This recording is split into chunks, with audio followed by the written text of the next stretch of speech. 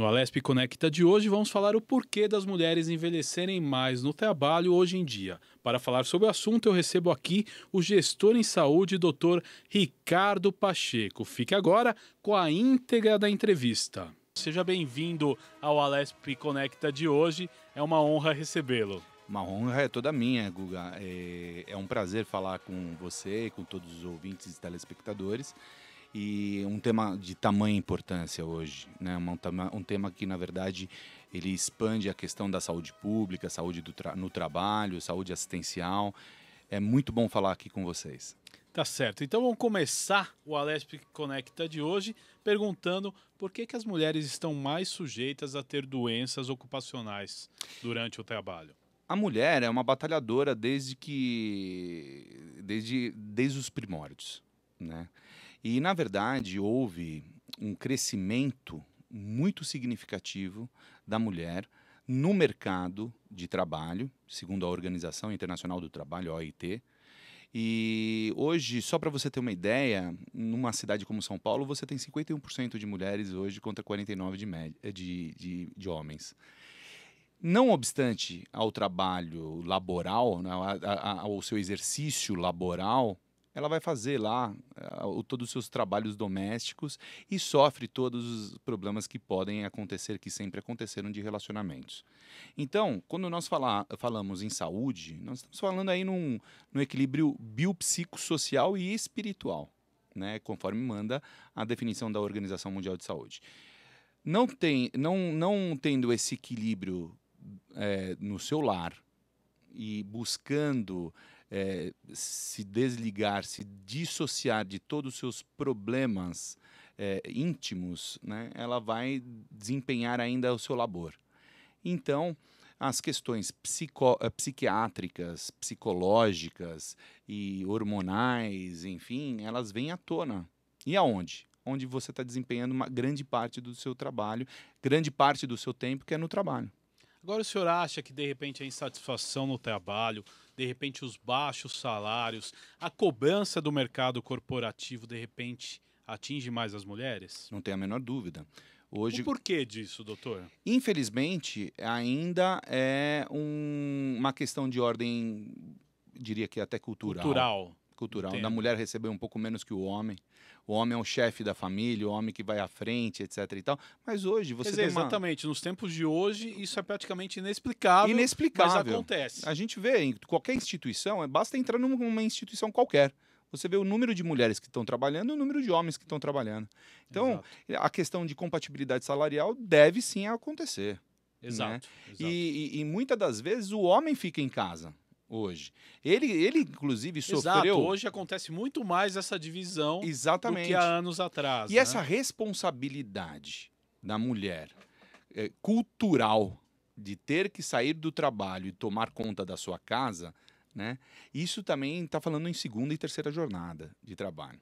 Não tem a menor dúvida que as questões psiquiátricas, psicológicas, psíquicas no geral, elas vão atuar hormonalmente na mulher, vai ter desenvolvimento de doenças possivelmente relacionadas ao trabalho, na verdade, e vai atacar sim as suas juntas, as suas articulações, até mesmo os ciclos hormonais, e aí sim ela vai adoecer antes mesmo do homem. Por isso que os afastamentos hoje do trabalho são evidentes quanto maior o índice de mulheres afastadas aos homens.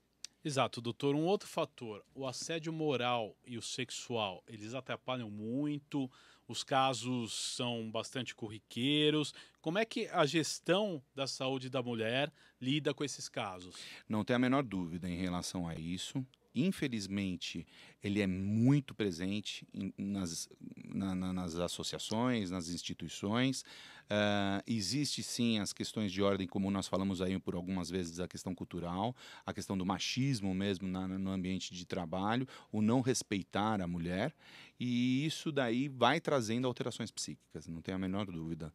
E isso daí vai se refletir aonde? No seu dia a dia, na qualificação de trabalho, na qualificação relacionada ao seu desempenho no labor. Agora, doutor, conta quais as doenças mais frequentes que hoje vocês acompanham, né, na área da saúde laboral da mulher? Disparado, duas. Uma, que antes era chamada de lesão por esforço repetitivo, hoje tem também chamada de doença osteomuscular relacionada ao trabalho. Lesão osteomuscular relacionada ao trabalho, chamada DORT, né? São todas Agora, qual que é a explicação técnica e científica disso acontecer mais com a mulher? A mulher, na verdade, ela tem uma questão hormonal muito diferente do homem e com a evolução da idade da mulher, esses hormônios podem atuar nas articulações da mulher e aí então elas ficarem mais suscetíveis a essas patologias, né? Os esforços repetitivos, como ela, por exemplo, você pega cozinhas, você pega prestações de serviço em limpeza, até mesmo em ambiente de grau de risco 1, que a gente chama, que é o administrativo, o desempenhar do teclado, do computador, isso também vai tornando algumas lesões, causando uma suscetibilidade maior a algumas lesões em caráter osteomusculares. O segundo grupo de patologias de maior afastamento são as doenças psiquiátricas. Hoje a gente sabe, através dos psiquiatras e pela evolução que a gente está tendo em relação ao número de afastamentos, sem sombra de dúvida vai ser a ranqueada, vai ser a primeira aí. Então nós temos que tratar o risco psíquico tal qual a gente trata os riscos biológicos, físicos, químicos e ergonômicos. Portanto, essa ótica da saúde do trabalhador, na saúde do trabalhador, na saúde da trabalhadora, ela tem que ser um pouco modificada. Aquilo que nós temos hoje em dia. Agora, doutor, o senhor citou doenças, né, de esforço repetitivo. Sim. E doenças psicológicas. Sim. Elas são as vilãs mesmo do mercado corporativo hoje. Agora a gente vendo num cenário geral entre homens e mulheres, são as que mais atingem mesmo? Disparado, Guga. Disparado. Nós trabalhamos com gestão no dia a dia.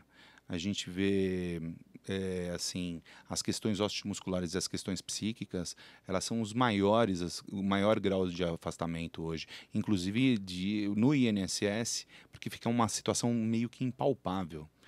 E, na verdade, todos esses assédios, etc. e tal, que elas relatam isso a nível ambulatório, no seu lar, isso é levado para o trabalho e vice-versa. Né? Então, quando a gente pega um tema muito importante, que hoje em dia está em evidência, que se chama limbo previdenciário. Né? O que seria o limbo previdenciário? O limbo previdenciário explicar de forma didática. De forma didática. A partir do momento que você tem um afastamento do trabalho, este beneficiário, este contribuinte, ele fica numa trilogia com o médico do trabalho, o médico assistencial e o médico do INSS, médico da Previdência. Que é o medo que a pessoa tem de ir para a caixa, como a gente falava antigamente. É o grande vilão. Passou 15 dias, 16º vai para a caixa. Exato. É assim, o cara às vezes volta cambaleando, mas volta para não dar os 15 dias. Exatamente. Né? O que acontece nesse momento? O contribuinte fica no meio desse triângulo. Houve uma normativa dentro do Conselho Federal de Medicina, onde que começou a se dar nome a cada atividade desses médicos. Então, o médico assistencial é o médico que está relacionado diretamente ao tratamento daquela determinada patologia. O médico do INSS, o médico do trabalho, ele vai falar se está apto ou não para aquela determinada função. Né? E o médico do INSS, ele vai falar se tem ou não direito ao benefício. Então, quebra-se aí uma relação entre os médicos, até mesmo de ordem ética, e muitas das vezes você tem uma alta do INSS, ou seja, o médico do INSS entende que aquela determinada patologia não tem mais direito à contribuição, e a partir daquele momento, e muitas das vezes o contribuinte não tem condições de voltar àquela função laboral. Então, entende-se através da assistencial que você não tem condições de voltar para o trabalho, porque você ainda está em tratamento, né? O médico do trabalho acompanha a situação do médico assistencial, porque ele está monitorando esse determinado paciente, e aí então tem uma quebra desse triângulo, e aí o contribuinte não recebe do INSS, não recebe da empresa, então ele fica num gap, num limbo. Isso gera uma insegurança danada que pode até piorar a doença, né, doutor? Principalmente falando de questões psicológicas, né? Quando a gente está falando em questões psicológicas, é evidente que muitos desenvolvem doenças relacionadas ao psíquico nesta situação do limbo. Então, não só essa pessoa ela tem um problema, vamos imaginar, relacionado à coluna, à região lombar, mas ela não tá em condições ainda de voltar ao trabalho, etc. e tal, e teve uma alta da Previdência. A empresa não quer de volta, porque 65% das empresas hoje na cidade de São Paulo tem 50 funcionários para baixo. Então já tem uma situação enxuta. Né? Aonde eu vou relocar esse determinado colaborador? Né? Então ele se sente uma bolinha de ping-pong. E né? aí você tem um cenário nacional, que é uma crise financeira, Sim. né? Que de repente o empresário ele precisa do funcionário, Ele né? necessita daquela Exato. pessoa. A partir do momento que ele está afastado, você precisa repor essa vaga, Exatamente. né? E aí a pessoa quando volta, ela passa a não ter mais Exatamente. a mesma importância. E aí né? vem o pior.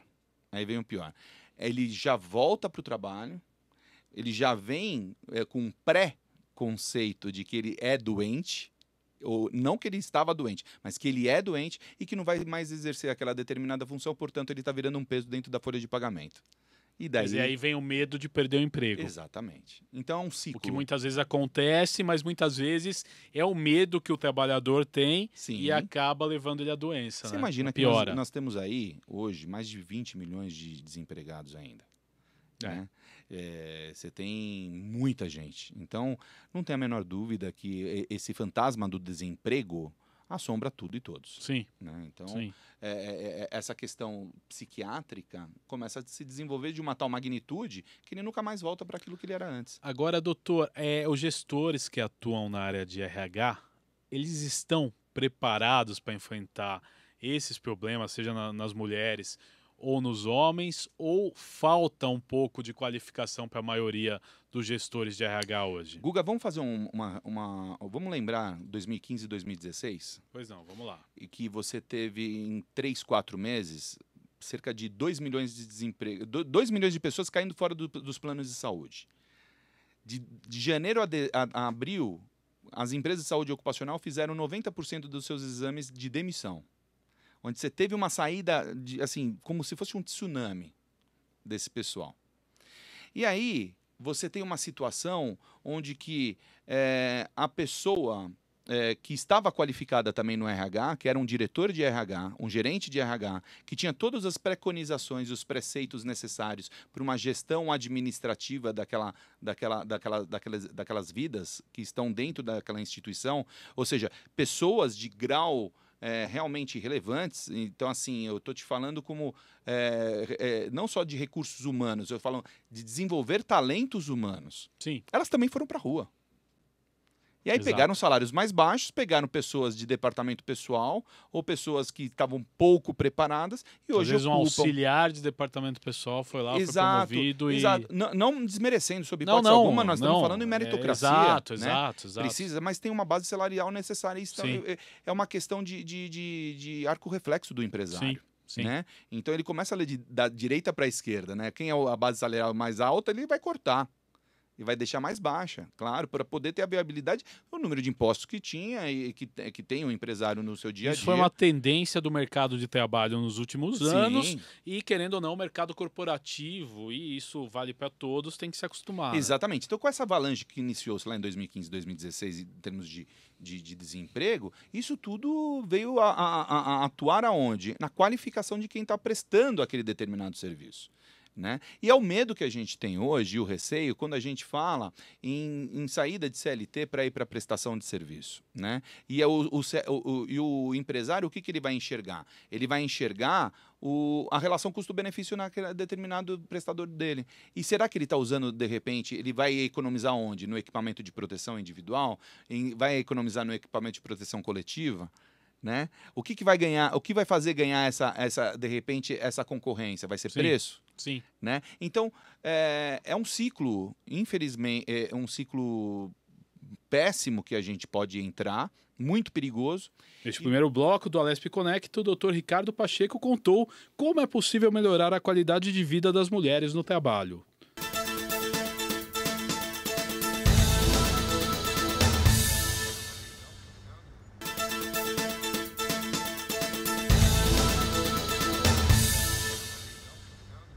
Voltamos para o segundo bloco do Alesp Conecta com o Dr. Ricardo Pacheco, que é gestor em saúde, falando sobre doenças do trabalho que atingem as mulheres. Doutor, o que a gente pode avançar, né? Estamos numa casa de leis, o que a gente pode avançar em políticas públicas no setor, né? É importante, de repente, a gente falar também das leis federais, mas principalmente aqui no estado de São Paulo, o que nós podemos avançar em termos de políticas públicas para o setor de gestão aí de pessoas, né, e saúde. Excelente pergunta, Guga, porque, na verdade, como eu disse há pouco, nós estamos nas comissões tripartites do governo, né? E estão sendo totalmente revisadas. Aquele assunto que o presidente Bolsonaro falou que 90% das normas cairiam, na verdade, elas estão sendo revisadas em 100% e pode ocorrer um melhor entendimento dessas normas regulamentadoras, né? Então nós estamos falando em programa de controle médico, nós estamos falando em programa de prevenção de riscos ambientais, nós estamos falando questões relacionadas a espaços confinados, enfim, em tudo. Né? Em tudo.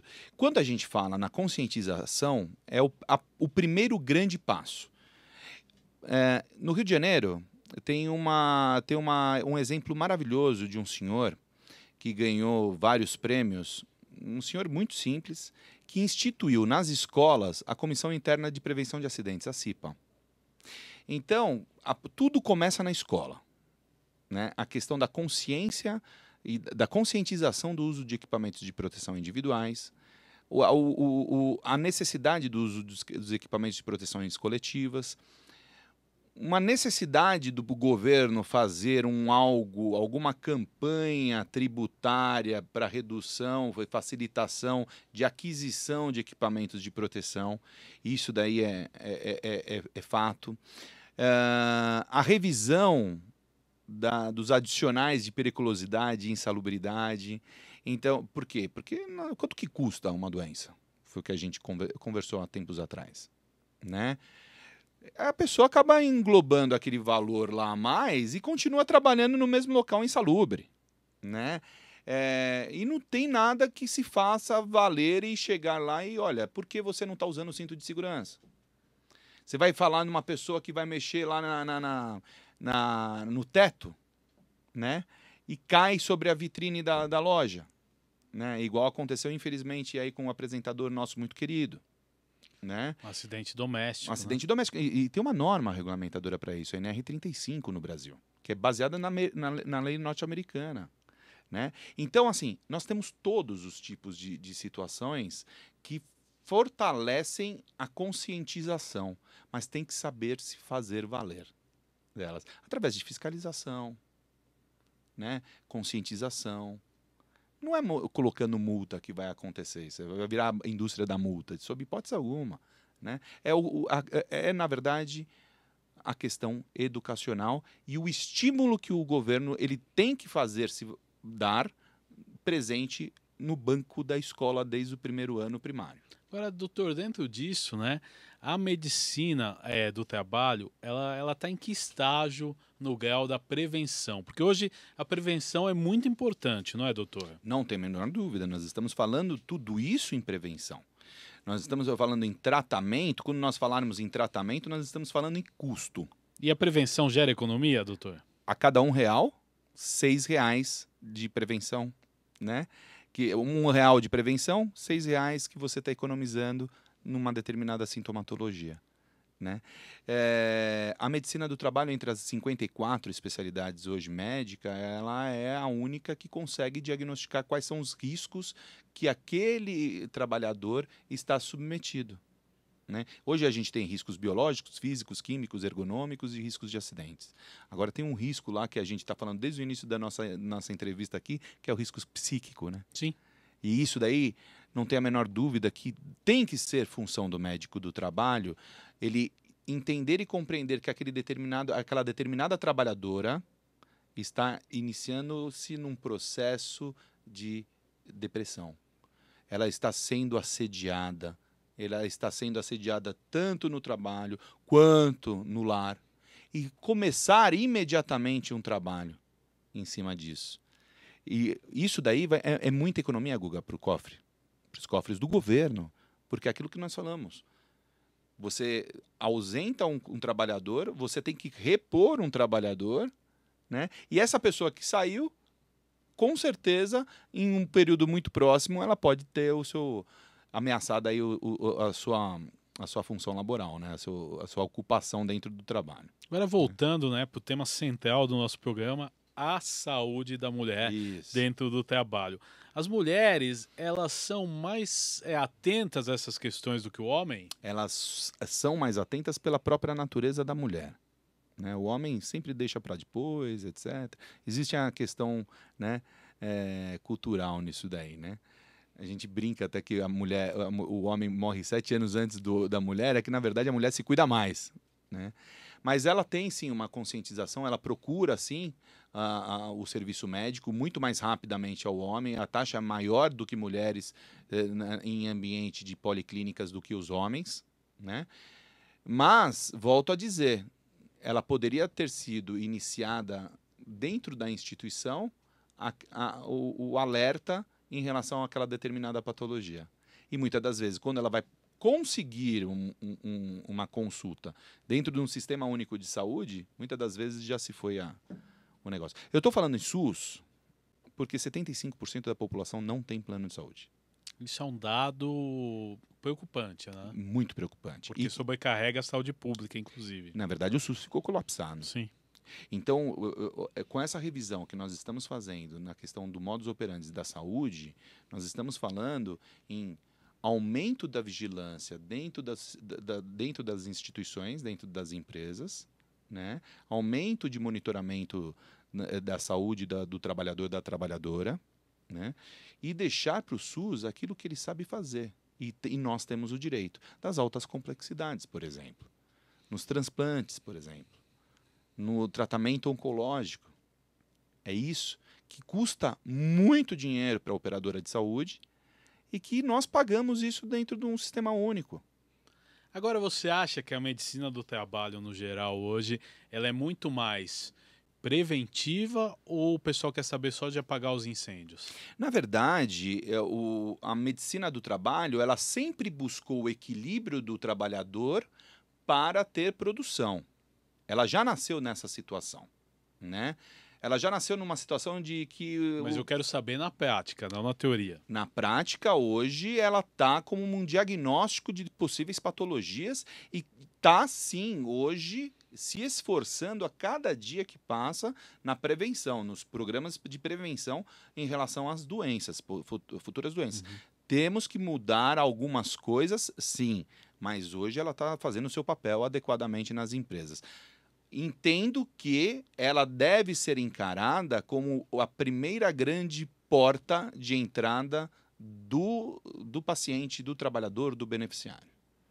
Porque é lá naquele exame admissional que você consegue diagnosticar uma série de pré-patologias que possam vir cursar daqui 6, 1 ano, 2 anos. Agora, doutor, entenda uma coisa. No cenário de hoje, né, um desemprego altíssimo na sociedade, a pessoa arruma um emprego, ela, depois de estar vários anos desempregada, ela chega no exame admissional, ela é a pessoa com a maior saúde do mundo. Não tem a menor dúvida. E isso pode mascarar doenças? Como é que funciona isso? Não tente enganar o médico. Por quê? Porque ele, no primeiro exame, ele vai ver que a pessoa está com índice de massa corpórea alterada, ele vai estar alterada a pressão arterial.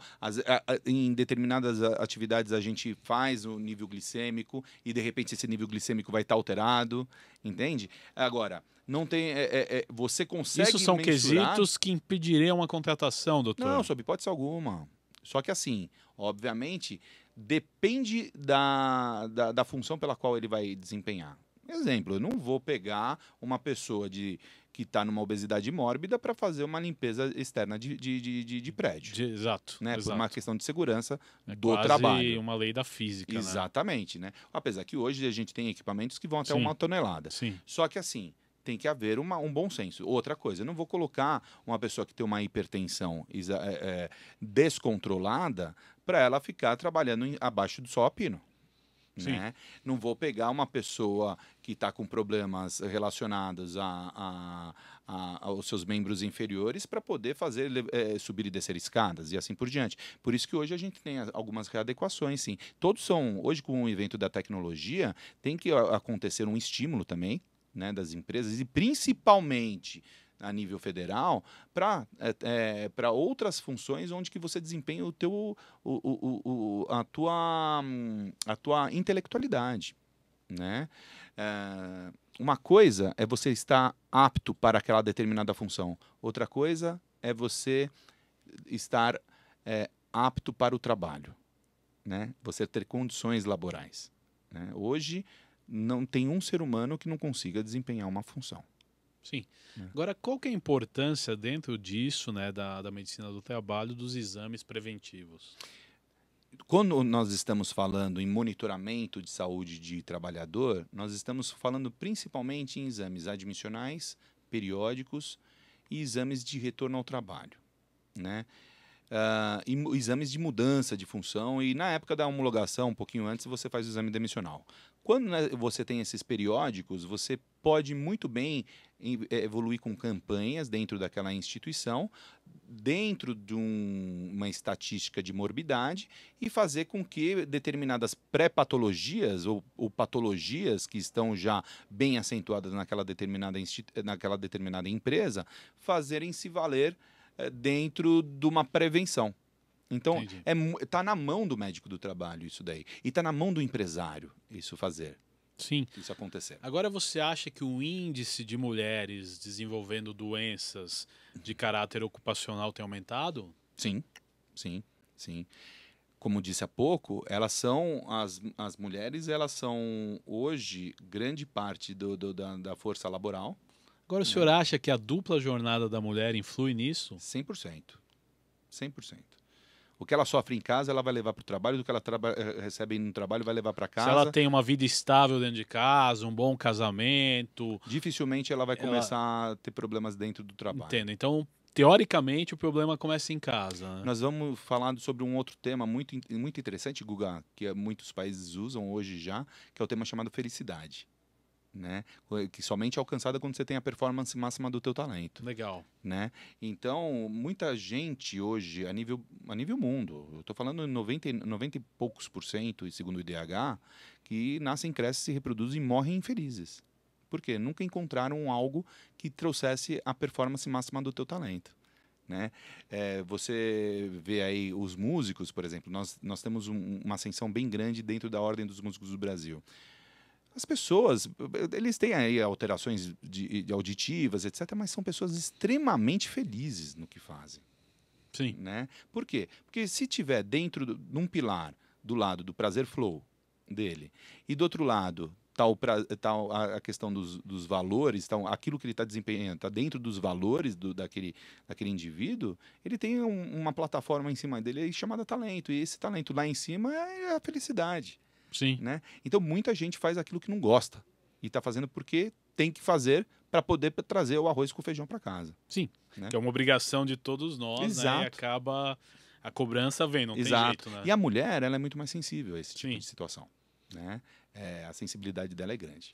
Agora, o que nós temos de ferramentas para melhorar a qualidade de vida da mulher no trabalho? Nós temos, além dos processos de gerenciamento administrativo da saúde das mulheres dentro de uma instituição, nós temos as campanhas propriamente ditas em cima do grau de sinistralidade da saúde da população. Então, através de conversas, através de um exame melhor feito no admissional e nos periódicos, a gente consegue pegar algumas algumas indicações, alguns indicativos que vão trazer alguma hipótese diagnóstica ao médico para poder bater naquela determinada tecla e falar o seguinte: olha, vamos desenvolver um trabalho preventivo aqui sobre esse aspecto de lesões de esforços repetitivos, né? Vamos falar sobre endometriose, que é um tema gigantesco, né? Vamos falar sobre câncer de colo de útero, vamos falar sobre doença da mama. E não necessariamente precisa se ser em outubro.